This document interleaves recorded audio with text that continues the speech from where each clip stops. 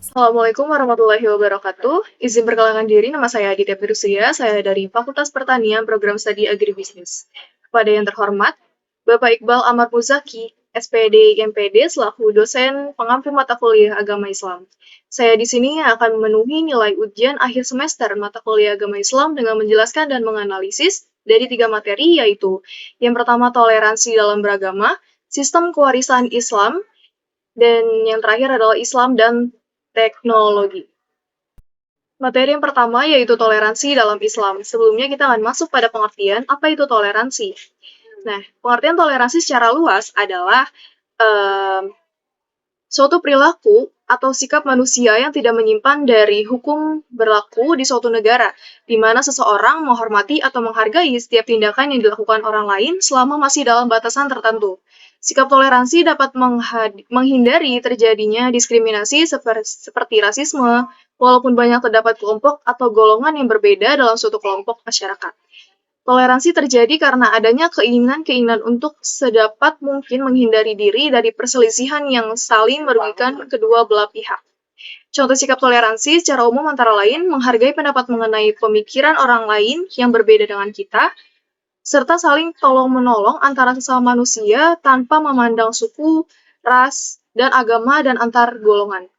Istilah toleransi mencangkup banyak bidang, salah satunya adalah toleransi beragama, yang merupakan sikap saling menghormati dan menghargai antara penganut agama lain, seperti tidak memaksakan orang lain untuk menganut agama kita, tidak mencela menghina agama lain dengan alasan apapun, serta tidak melarang ataupun mengganggu umat agama lain untuk beribadah sesuai agama kepercayaan masing-masing. Toleransi dalam Islam. Sikap toleransi sangatlah penting sebagai alat pemersatu bangsa.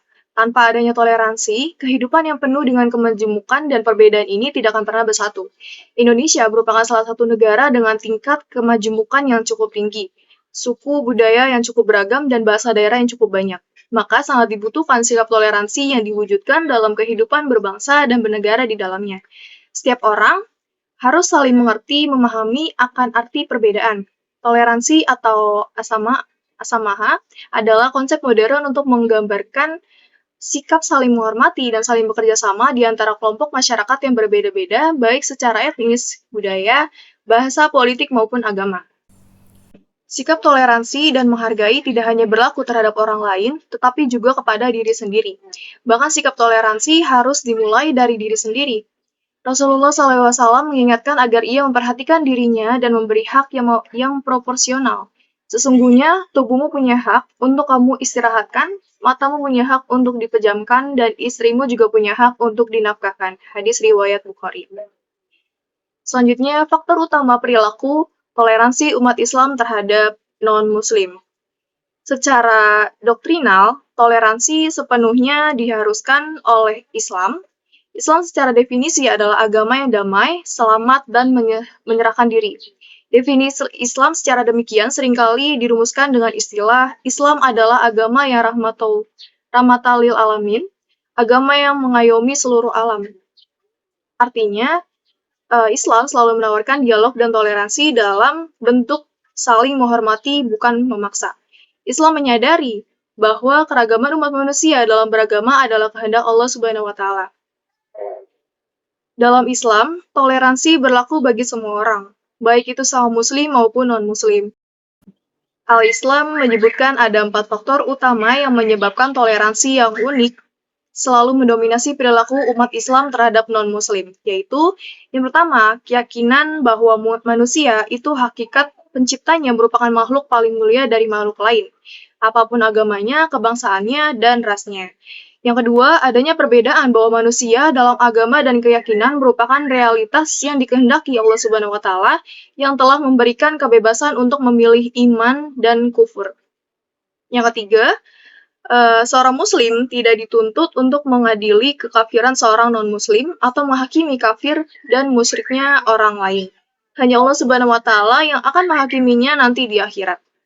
Yang terakhir, keyakinan bahwa Allah Subhanahu wa Ta'ala memerintahkan untuk berbuat adil dan mengajak kepada budi pekerti yang baik meskipun kepada orang musyrik sekalipun. Allah Subhanahu wa Ta'ala yang juga mencela perbuatan zolim meskipun terhadap kafir. Muatan toleransi di dalam Al-Quran.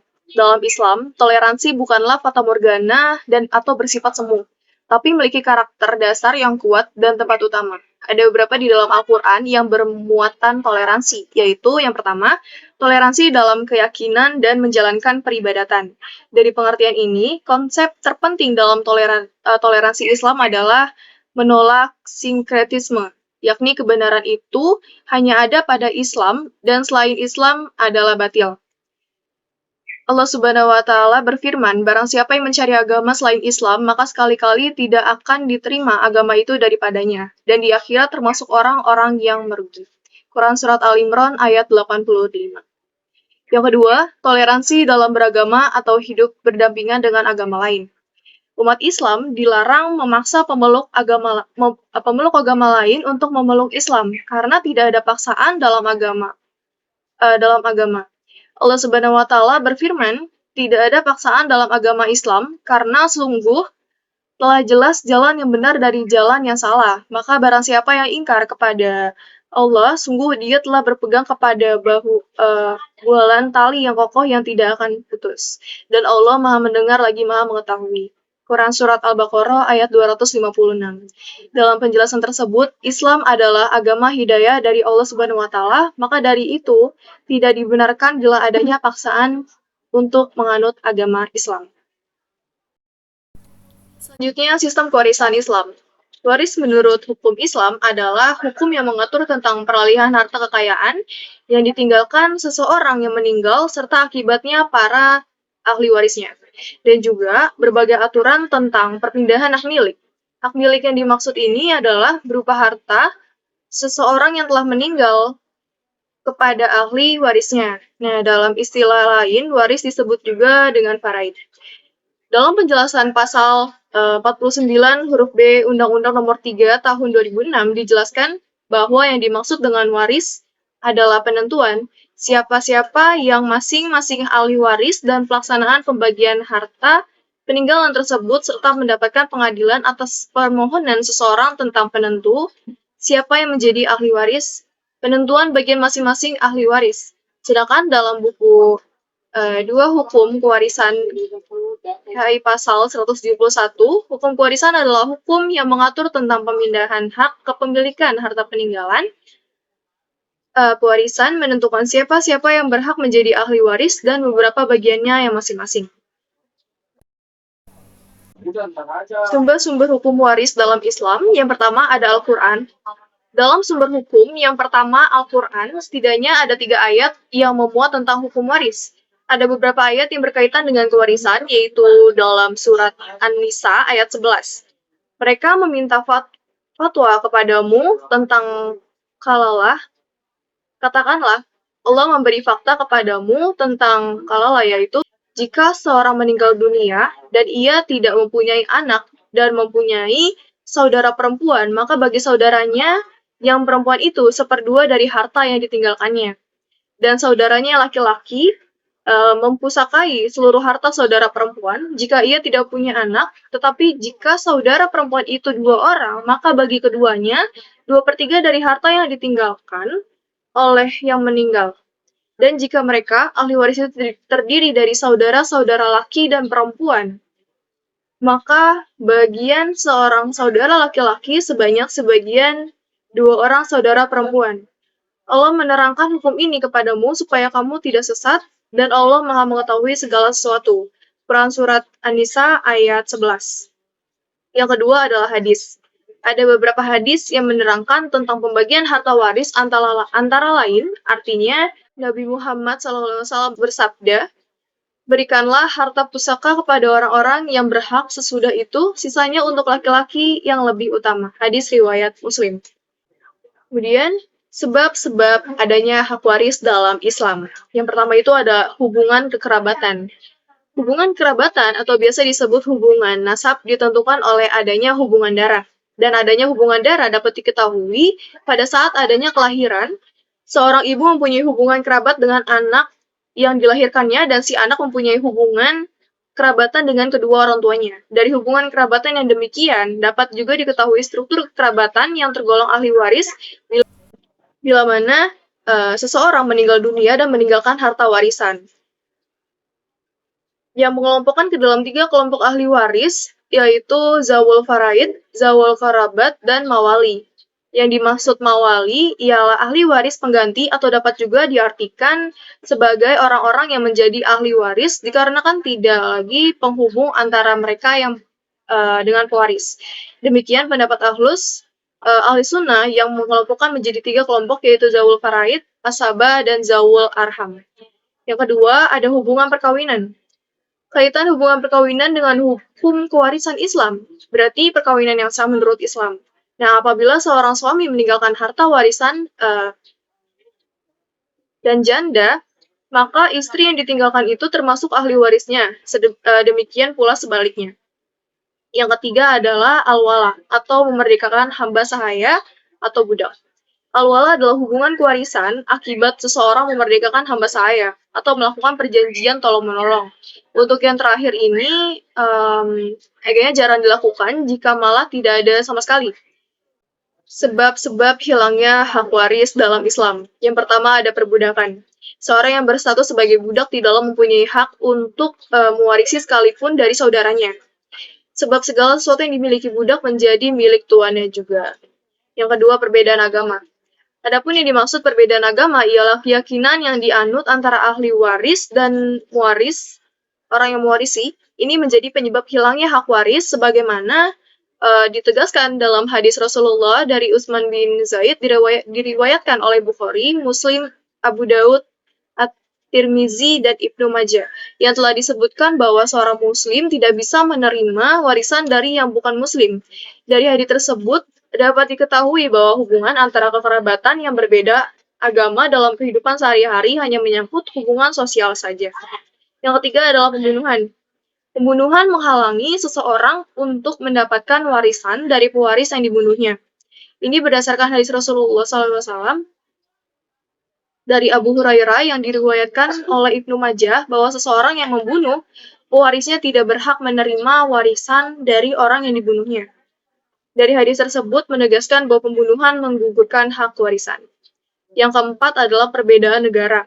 Yang dimaksud dengan negara dalam hal ini ialah ibarat suatu daerah yang ditempat tinggali oleh muwaris dan ahli waris, baik daerah itu berbentuk kesultanan, kerajaan, maupun republik. Yang terakhir adalah murtad. Adapun ini maksud murtad ialah orang yang keluar dari agama Islam dan tidak dapat menerima harta pusaka dari keluarganya yang muslim, begitu pula sebaliknya. Selanjutnya ada syarat dan rukun waris. Rukun dan syarat kewarisan, ada 3 rukun warisan yang disepakati oleh para ulama. 3 syarat tersebut adalah yang pertama, waris baik secara hakiki, misalnya dianggap telah meninggal, maupun secara takdiri. Yang kedua, adanya ahli waris, yaitu mereka yang berhak untuk menguasai atau menerima harta peninggalan pewaris dikarenakan adanya ikatan kekerabatan, nasab, atau ikatan pernikahan atau lainnya. Yang ketiga, ada harta warisan, yaitu segala jenis benda atau kepemilikan yang ditinggalkan pewaris berupa uang, tanah, dan lain-lain. Kemudian syarat waris. Nah, syarat waris ini harus terpenuhi pada saat pembagian harta warisan. Rukun waris dalam hukum kewarisan Islam diketahui ada 3 macam, yaitu muwaris, waris, dan al-maurud. Selanjutnya, golongan waris dan bagian waris. Golongan ahli waris, adapun ahli waris dari kalangan laki-laki itu meliputi ada anak laki-laki, cucu laki-laki dari anak laki-laki, ayah, kakek, lalu saudara laki-laki sekandung, saudara laki-laki dari ayah, paman, anak laki-laki, suami, dan tuan laki-laki yang memerdekakan budak. Selanjutnya ada 7 ahli waris dari kalangan perempuan. Ada anak perempuan dari anak laki-laki, ibu, nenek, saudara perempuan. Kemudian ada istri, tuan wanita yang memerdekakan budak, istri, ibu, ayah, dan anak yang langsung dari pewaris. Hukum kewarisan merupakan hukum yang mengatur tentang perpindahan hak pemilikan harta peninggalan pewaris. Oleh karena itu, pewarisan sangat erat kaitannya dengan ruang lingkup kehidupan manusia, sebab setiap manusia pasti mengalami peristiwa hukum yang disebut kematian. Hukum Islam telah meletakkan aturan kewarisan dan hukum mengenai harta benda dengan sebaik-baiknya dan seadil-adilnya. Sebab Islam menetapkan hak milik seseorang atas harta, baik laki-laki maupun perempuan, seperti perpindahan harta kepada ahli warisnya setelah ia meninggal dunia. Masuk pada Islam dan teknologi. Sebelum itu kita akan masuk pada pengertian apa itu pengetahuan. Nah, pengetahuan itu sendiri adalah segala sesuatu yang diketahui manusia melalui panca indera, intuisi, dan firasat. Ilmu adalah pengetahuan yang sudah diklarifikasikan, disistematisasi, dan diinterpretasi, sehingga menghasilkan kebenaran objektif dan dapat diuji kebenarannya. Dalam Islam, jelasnya ada dua jenis ilmu, yaitu fardu ain dan fardu kifayah. Yang masuk golongan ilmu fardu ain adalah Al-Quran, hadis, fikih, tauhid, akhlak syariah, dan cabang-cabangnya. Sedangkan yang masuk ilmu fardu kifayah adalah kedokteran, matematika, psikologi, dan cabang sains lainnya. Teknologi merupakan hasil dari ilmu pengetahuan. Menurut Al-Quran, teknologi tercipta karena adanya kesadaran untuk menciptakannya, bukan sebagai ambisi tiap individu. Dalam pemikiran Islam, ilmu bersumber dari wahyu dan akal. Ilmu yang bersumber dari wahyu Allah bersifat abadi dan kebenarannya itu adalah mutlak. Sedangkan ilmu yang bersumber dari akal manusia bersifat perolehan dan kebenaran, nisbi atau relatif. Pengembangan iptek atau ilmu pengetahuan teknologi dilakukan hanya untuk menemukan bagaimana proses sunatullah terjadi di alam semesta, bukan menciptakan hukum baru di luar sunatullah. Selanjutnya masuk mengetahui hubungan antara Islam dan teknologi. Ada beberapa kemungkinan hubungan antara agama dan teknologi. Yang pertama itu berseberangan atau bertentangan. Yang kedua bertentangan tapi dapat hidup berdampingan secara damai. Yang terakhir adalah tidak bertentangan satu sama lain. Pola hubungan pertama adalah pola hubungan negatif atau saling tolak. Apa yang dianggap benar oleh agama dianggap tidak benar oleh ilmu pengetahuan dan teknologi. Demikian pula sebaliknya. Dalam pola hubungan seperti ini, pengembangan teknologi akan menjauhkan orang dari keyakinan akan kebenaran agama dan pendalaman agama dapat menjauhkan orang dari keyakinan akan kebenaran ilmu pengetahuan. Orang yang ingin menekuni ajaran agama akan cenderung untuk menjauhi ilmu pengetahuan dan teknologi yang dikembangkan oleh manusia. Pola hubungan pertama ini pernah terjadi di zaman Galilei.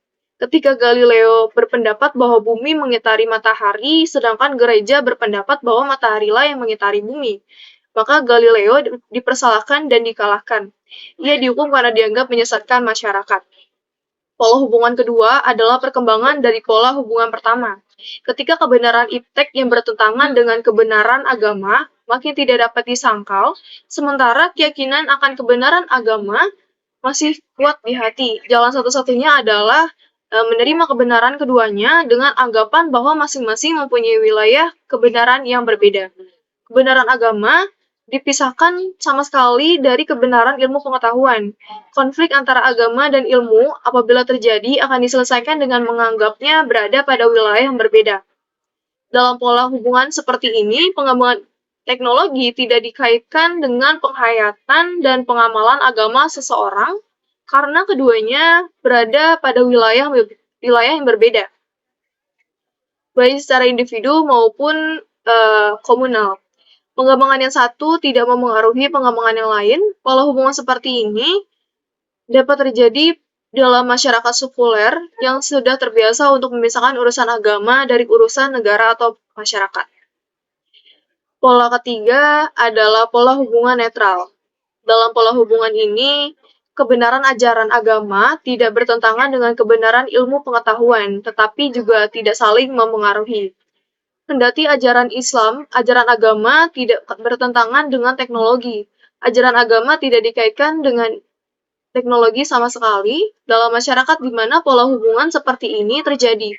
Penghayatan agama tidak mendorong orang untuk mengembangkan ilmu pengetahuan teknologi dan pengembangan tidak mendorong orang untuk mendalami dan menghayati ajaran agama. Keadaan seperti ini dapat terjadi dalam masyarakat sekuler karena masyarakat sudah terbiasa memisahkan agama dan negara.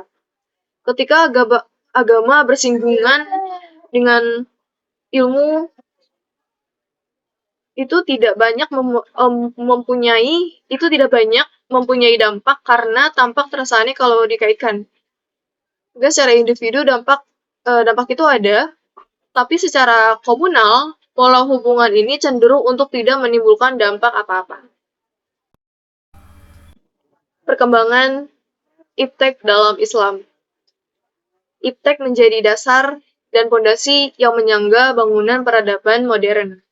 Iptek terdiri dari dua hal, yaitu ilmu pengetahuan dan teknologi. Dua hal yang memiliki arti dan peranan masing-masing dalam kehidupan manusia. Perkembangan ilmu pengetahuan dan teknologi telah muncul sejak manusia lahir. Hal ini dikarenakan manusia diberi akal dan kemampuan berpikir dari Allah Subhanahu wa taala. Ilmu pengetahuan dapat didefinisikan sebagai segala hal yang diketahui manusia dengan panca indera yang sudah diproses sedemikian rupa sehingga objektif dan kebenarannya dapat diuji secara ilmiah. Sedangkan teknologi merupakan salah satu hasil dari ilmu pengetahuan yang berwujud mesin. Konsep awal dari munculnya ilmu pengetahuan dan teknologi adalah untuk memudahkan kehidupan manusia dan untuk menjelaskan fenomena alam yang tadinya tidak dapat dijelaskan sehingga manusia memiliki tingkat pemahaman yang lebih maju sekaligus kompleks dalam mengenai alam semesta. Terlepas dari tujuan dan konsep awal, implementasi dari ilmu pengetahuan dan teknologi berada di tangan manusia dan mampu memiliki dampak positif berupa kemajuan, kesejahteraan bagi manusia, juga sebaliknya dapat membawa dampak negatif berupa ketimpangan dalam kehidupan manusia dan lingkungannya yang berakibat kehancuran alam semesta. Sebagai faktor pembentuk budaya masyarakat, iptek memiliki andil atas fenomena yang kita jumpai saat ini. Kemudian, dalam Islam diajarkan untuk menuntut ilmu yang mengindikasikan bahwa selama ilmu tersebut bermanfaat bagi umatnya, dalam konteks positif, maka diwajibkan bagi umatnya untuk mempelajarinya. Hal lain juga sebagai wujud syukur akan Allah atas kemampuan akal dan kemampuan berpikir yang diberikan. Selain itu, agama Islam juga mewajibkan bagi umatnya untuk mengamalkan ilmu yang mereka peroleh untuk kebaikan di dunia, yang direalisasikan dalam bentuk teknologi serta pengajaran akan ilmu tersebut. Dalam pemikiran Islam, ada dua sumber ilmu yaitu akal dan wahyu. Oleh karena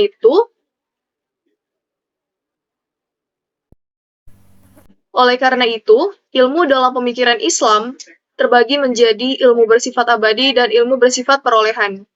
Dalam pandangan Islam, antara agama, ilmu pengetahuan, dan teknologi terdapat hubungan yang harmonis yaitu disebut dinul Islam yang memiliki 3 unsur, yaitu akidah, syariah, dan akhlak. Kemudian, peran pendidikan Islam terhadap perkembangan teknologi. Pendidikan Islam berperan terhadap perkembangan teknologi. Yang pertama, akidah Islam sebagai dasar iptek. Inilah peran pertama Islam dalam iptek, yaitu akidah Islam harus dijadikan basis segala konsep dan aplikasi iptek.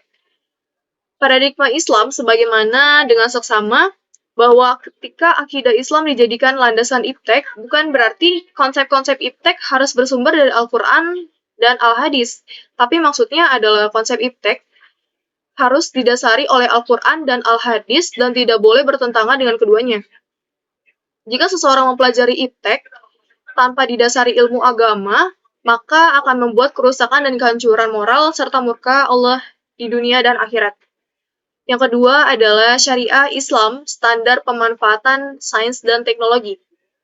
Peran kedua dalam perkembangan iptek adalah bahwa syariah Islam harus dijadikan standar pemanfaatan iptek. Ketentuan halal haram wajib dijadikan tolak ukur dalam pemanfaatan iptek, bagaimanapun juga bentuknya. Iptek yang boleh dimanfaatkan adalah yang telah dihalalkan oleh syariah Islam. Sedangkan iptek yang tidak dimanfaatkan adalah yang telah diharamkan syariah Islam. Yang diwajibkan umat Islam menyesuaikan perbuatannya, termasuk